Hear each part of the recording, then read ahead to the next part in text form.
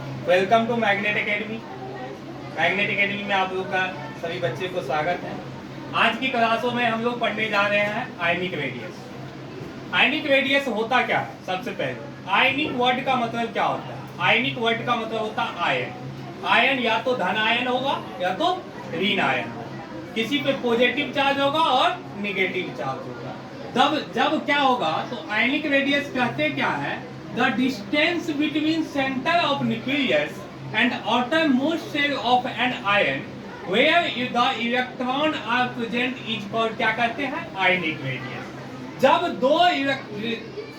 दो न्यूक्लियस के बीच में, जैसे एक पॉजिटिव चार्ज है एक निगेटिव आइटम दो है, ठीक है, दोनों के बीच की डिस्टेंस जो है वो डिस्टेंस जहां बाहरी कक्षा में जो इलेक्ट्रॉन्स है, जो सेल है, आयंस है, जो प्रेजेंट है, उपस्थित है, उसी को हम क्या कहते हैं?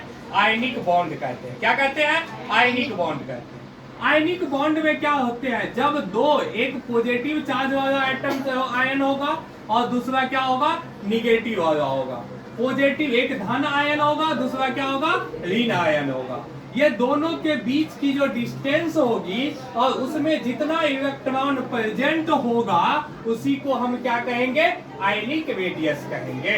आयनिक रेडियस में एक है कैटायनिक रेडियस, एक है ionic radius, atomic anionic radius, sorry बेटा, एनायनिक रेडियस, एनायनिक रेडियस, एक होता है आयनिक रेडियस।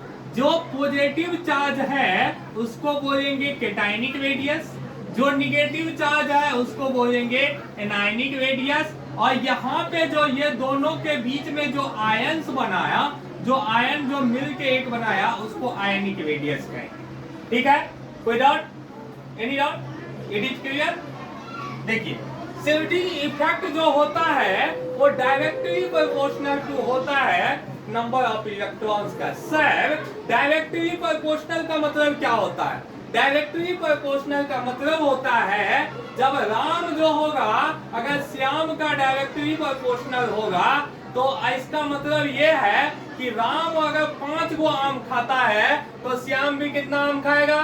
5 ही आम खाएगा। मतलब ये बढ़ रहा है तो ये भी बढ़ेगा, ये घटेगा तो ये भी घटेगा। यही होता है डायरेक्टली प्रोपोर्शनल का मतलब। इसका मतलब ये है कि शिल्डिंग इफेक्ट अगर बढ़ रही है तो नंबर ऑफ इलेक्ट्रॉन्स भी क्या होगा?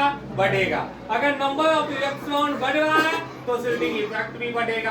अगर ये घट रही है तो ये भी घटेगा। अब उसी में हम पढ़ते हैं आयनिक रेडियस दो टाइप्स के होते हैं, एक कैटायनिक रेडियस, दूसरा एनायनिक रेडियस। जब पॉजिटिव वाले आयन को कैटायनिक रेडियस, निगेटिव वाले आयन के बीच में जो रेडियस होगा उसे हम क्या कहेंगे? एनायनिक रेडियस कहेंगे। इसके बारे में हम लोग अभी पढ़ेंगे। जैसे कोई भी है, जैसे एक इलेक्ट्रॉन, एक एटम है एल्युमिनियम और दूसरा है एल्युमिनियम प्लस।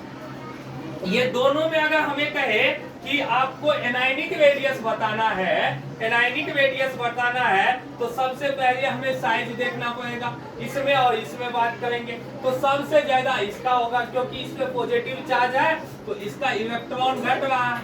इसका इलेक्ट्रॉन जो है एल्युमिनियम 13 होता है, ये कितना हो जाएगा? 12 हो जाएगा, जिसके कारण इसका जवाब पैदा होगा। आई बात समझ में? कोई दिक्कत है? कोई परेशानी है इसमें? समझ में आ गया अच्छे से? कोई दिक्कत? प्यारे बच्चे सब सही से समझ गए?